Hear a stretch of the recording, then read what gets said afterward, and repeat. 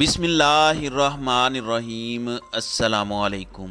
ناظرین کرام، نئی ویڈیو میں آپ کو خوش آمدید کہتے ہیں۔ اس وقت ملک میں ایک جانب تو سب کچھ پاکستان کی اعلیٰ ترین عدلیہ نے آئین کے مطابق واضح کر دیا ہے، لیکن اس کے باوجود اس وقت پاکستان میں انسرٹنٹی ہے، پاکستان میں بے یقینی کی صورتحال ہے اور کسی کو نہیں پتہ کہ کیا ہونا ہے۔ آپ کو پتہ ہے کہ عمران خان بھی آلریڈی یہ بات کر چکے ہیں کہ اگرچہ اس میں کوئی ابہام نہیں ہونا چاہیے کہ ایک مرتبہ جب سپریم کورٹ نے کہہ دیا، آئین پہلے ہی کہہ چکا ہے کہ 90 دن میں الیکشن ہونے چاہیے، تو سب کو یہی لگنا چاہیے کہ واضح طور پر الیکشن ہو جائیں گے، لیکن اس کے باوجود اس ملک میں ہوا بنی ہوئی ہے کہ الیکشنز نہیں ہوں گے۔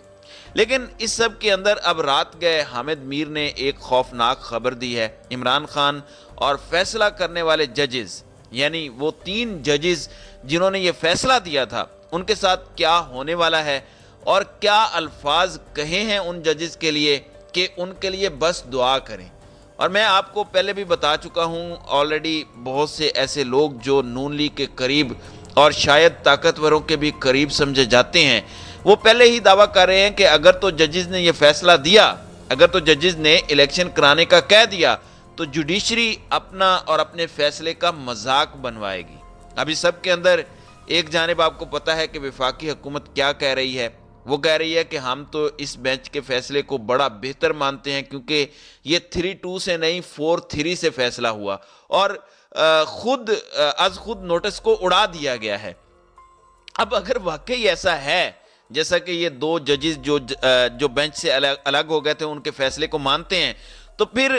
جسٹس مظاہر علی نقوی اور جسٹس اعجاز الحسن کو بھی گن لیں جو آپ کے اعتراض کی وجہ سے الگ ہوئے ہیں، تو پھر یہ فیصلہ 5-4 کا بنتا ہے، یعنی پھر بھی الیکشن میں جانا ہوگا۔ اب یہ چیز بڑی واضح ہے اور اعتزاز احسن نے تو انہیں لتاڑ کر رکھ دیا ہے، اور میں اس لیے اعتزاز احسن کی بات حامد میر کے دعوے سے پہلے آپ کے سامنے رکھنا چاہتا ہوں، اور میں آپ کو حامد میر اور اعتزاز احسن دونوں کی بات سنواؤں گا بھی، کیونکہ اس پورے کا پورا جو پروپیگنڈا کیا جا رہا ہے اور اس وقت عدلیہ کا جو فیصلہ ہے اس کی لیجٹمیسی کو کم کرنے کے لیے، اسے متنازع بنانے کے لیے ہر ممکن کوشش کی جا رہی ہے، اور ظاہر ہے کہ یہ میں سمجھتا ہوں کہ اداروں کے اوپر اب تک کا تاریخ کا سب سے بدترین حملہ ہے، کیونکہ اس حملے میں پاکستان کے تمام تر اداروں کو اوائڈ کیا جا رہا ہے۔ اس حملے کے اندر پاکستان کے دیگر اداروں،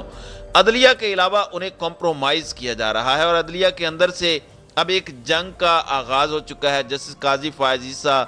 اور جسٹس یحییٰ آفریدی کا بینچ بنانے کے حوالے سے جو متنازع بیان آیا، میں ابھی اس پر بات نہیں کرنا چاہتا، آپ کو اچھے طریقے سے علم ہے کہ جو خاص طور پر قاضی فائز عیسیٰ نے بیان دیا، پھر نون لیگ اور پی ڈی ایم کی جانب سے ان 2 ججز کو بینچ میں بھی شامل کرنے کی بات کی گئی، حالانکہ یہ سینئر جو ہیں وہ ججز ہیں اور یہ آئندہ آنے والے مستقبل میں چیف جسٹس آف پاکستان بھی بننے والے ہیں، تو یہ اپنے اپنے بینچ کی سربراہی کرتے ہیں۔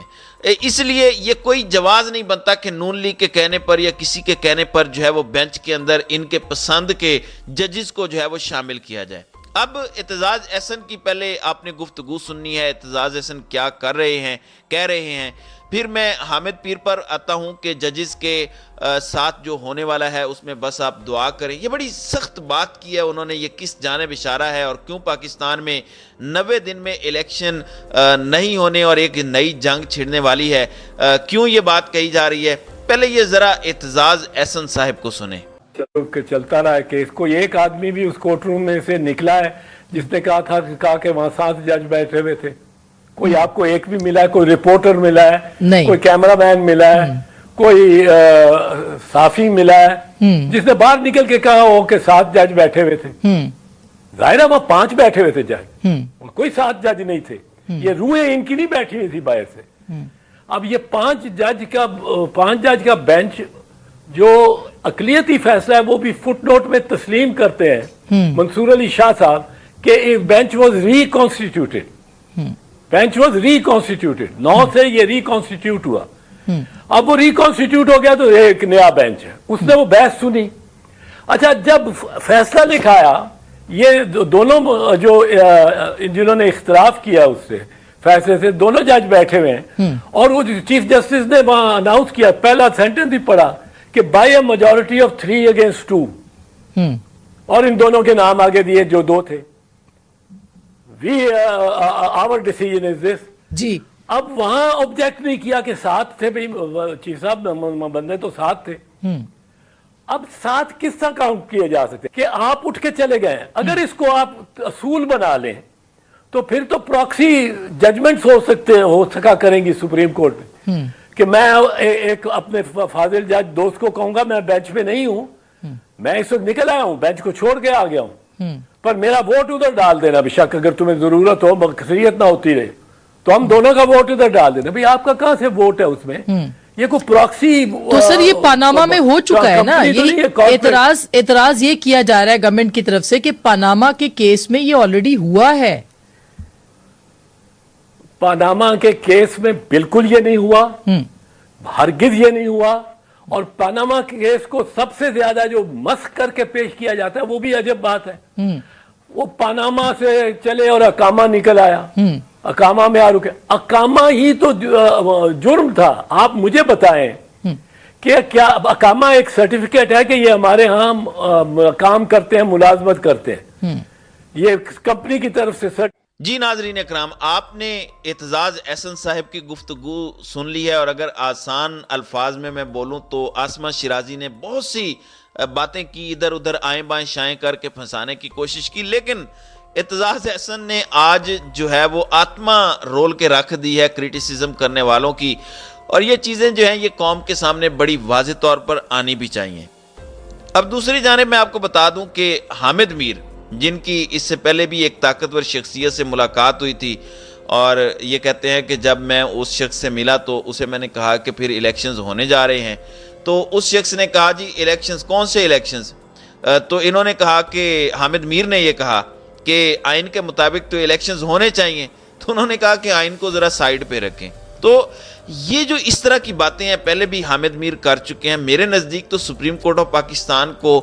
हामिद मीर साहब को बुलाना चाहिए और उनसे पूछना चाहिए कि वो ताकतवर शख्सियत कौन सी थी जो ये बात कर रहे थे कि आइन को ज़रा साइडे रखो फिर गल करो। फिर दूसरी बात जो है वो ये है कि जो इलेक्शन अब जजेस के हवाले से इन्होंने बात की है वो तो मैं बाद में बात करता हूँ। दूसरी जानिब हसन अयूब ने इस फैसले से एक दिन पहले ये कहा था कि जज साहिबान यही फैसला करने जा रहे हैं, अगर ये फैसला करते हैं तो फैसले पर अमल दरामद नहीं होगा बल्कि इन जज साहिबान के फैसले का मजाक बनेगा। अब यहाँ पर हामिद मीर ने एक बड़ी खबर दी और वो कह रहे हैं कि मेरा ख्याल तो यह है कि आइन पर अमल दरामद होना चाहिए और सुप्रीम कोर्ट के फैसले के बाद इलेक्शन होना चाहिए, लेकिन मेरा ख्याल कुछ और है और मेरी खबर कुछ और है, और मेरी खबर यह है कि इलेक्शंस नहीं होंगे। दूसरी खबर जो इन्होंने दी है वो कहते हैं कि जिन जजेस ने ये फैसला दिया है उनके लिए मुझे और आपको बस दुआ करनी चाहिए, यानी अब उनके खिलाफ घेरा जो है वो तंग होने जा रहा है। तो ये चीज़ें आप समझ सकते हैं कि कितनी अलार्मिंग है,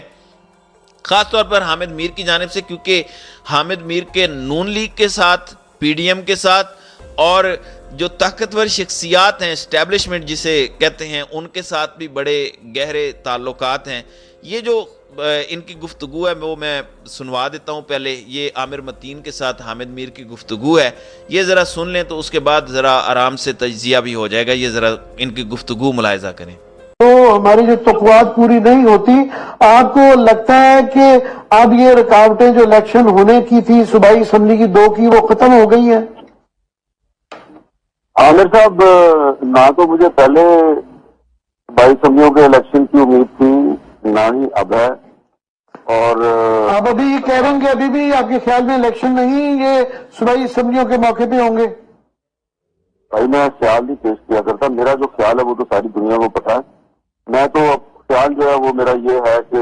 आइन पे अमल दरामद होना चाहिए और सुप्रीम कोर्ट के फैसले के बाद इलेक्शन होना चाहिए, लेकिन मेरा ख्याल कुछ और है, लेकिन खबर कुछ और है। खबर यह है कि जी इलेक्शन नहीं होना, तो मेरे ख्याल में और खबर में बड़ा फर्क है। और खबर मेरी ये भी है कि जिन जजों ने ये फैसला दिया है कि इलेक्शन होना चाहिए, उनके लिए आपको और मुझे दुआ करनी चाहिए। ये तो डराने वाली बातें कर रहे हैं, और क्योंकि आप एक बहुत ही मोतबर सहाफी हैं اور آپ خبر دے رہے ہیں کہ یہ الیکشن نہیں ہو پائیں گے، تو یہ اگر ہمارے ساتھ شیئر کر سکیں کس قسم کی اب